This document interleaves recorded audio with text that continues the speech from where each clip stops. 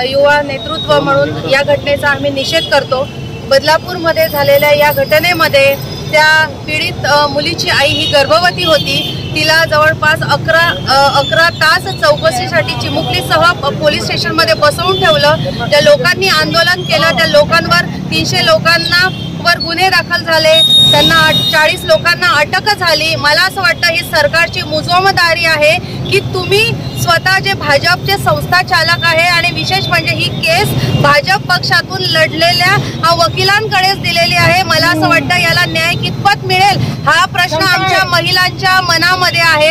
आमच्या महिलांचे तुम्हाला काळजी आहे म्हणून तुम्ही लाडकी बहीण योजना आणतात, तुम्ही साड्या वाटप करतात, पण ज्या कृष्णाने द्रौपदीचं वस्त्र हरण होऊ नये म्हणून तिची इज्जत वाचवली होती, त्या आमच्या बहिणींची इज्जत तुम्ही कशी वाचवणार? या चुमकल्या तुमच्या मुली, आपल्या मुली यांची इज्जत तुम्ही कशी वाचवणार? म्हणून आम्हाला वस्त्र पण नकोय, तुमच्या साड्या नकोय आणि तुमची 1500ची भीक तर मुळीच नकोय। आम्हाला सुरक्षितता हवे। अकोला असेल, नागपाडा असेल, नाशिक असेल, लातूर असेल, या शहरामध्ये सुद्धा या प्रकारचे लहान 5 वर्ष 6 वर्ष मुलींवर अत्याचार होत आहे। परंतु हे जे घटना आहे ह्या दाबून टाकल्या येत आहेत। बाहेर गेलेले शिकायला गेलेली MBBS करणारी मुलगी, तिला पश्चिम बंगालमध्ये तिच्यावर अत्याचार होतो, तिची हत्या केली जाते आणि ते सगळं ते दाबून ठेवलं जातं। मला असं वाटतं हा जो अन्याय ही सरकार करते आहे, या अन्यायाचा आम्ही सरकारचा निषेध करतो। या ठिकाणी आम्हाला गृहमंत्र्याच्या राजीनाम्याची आम्हाला मागणी आहे। मुख्यमंत्री आणि दोघी उपमुख्यमंत्र्यांची राजीनामा पाहिजे। त्याचप्रमाणे ज्या यामध्ये गुन्हेगार खरा आहे त्या गुन्हेगाराला फाशीची शिक्षा त्वरित झाली पाहिजे।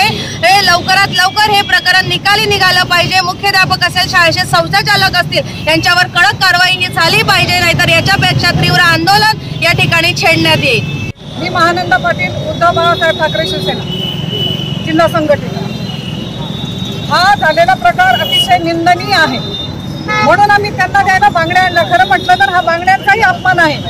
बांगड्या हे दुबळेपणाचं लक्षण नाही, उलट हे शक्तीचं लक्षण आहे। कारण अनेक महिलांनी आपल्या देशामध्ये अनेक प्रकारचा इतिहास घडवलेला आहे, त्याचं लक्षण आहे। म्हणून या नपुसक सरकारला, या हिजड्या निर्लज्ज नालायक सरकारला कमीत कमी जाग यावी, म्हणून या बांगड्या आम्ही त्यांना दाखवतो आहोत। अरे तुम्हाला कोणी मागितलं होतं का 1500 रुपये आम्हाला द्या? नाही।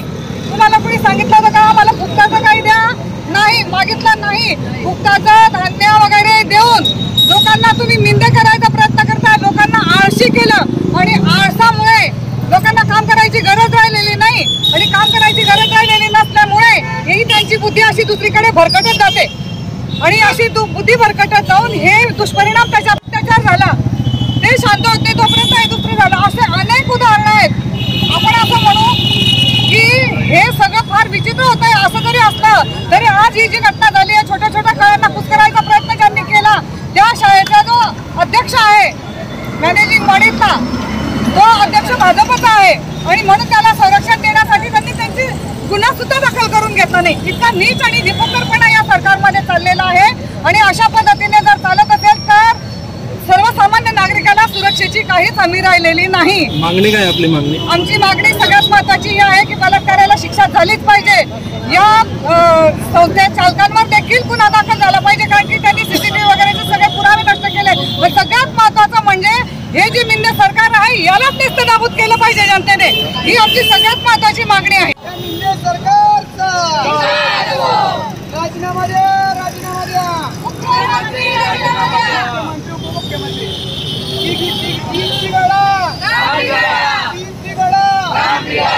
राजीनामा द्या, राजीनामा द्या, राजीनामा द्या, राजीनामा द्या।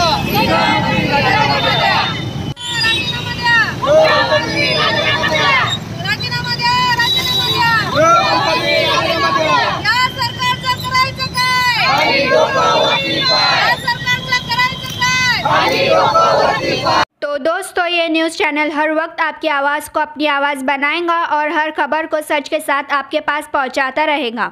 हर खबर आपके पास पहुंच सके इसलिए इस चैनल को सब्सक्राइब, लाइक और शेयर ज़रूर कीजिए।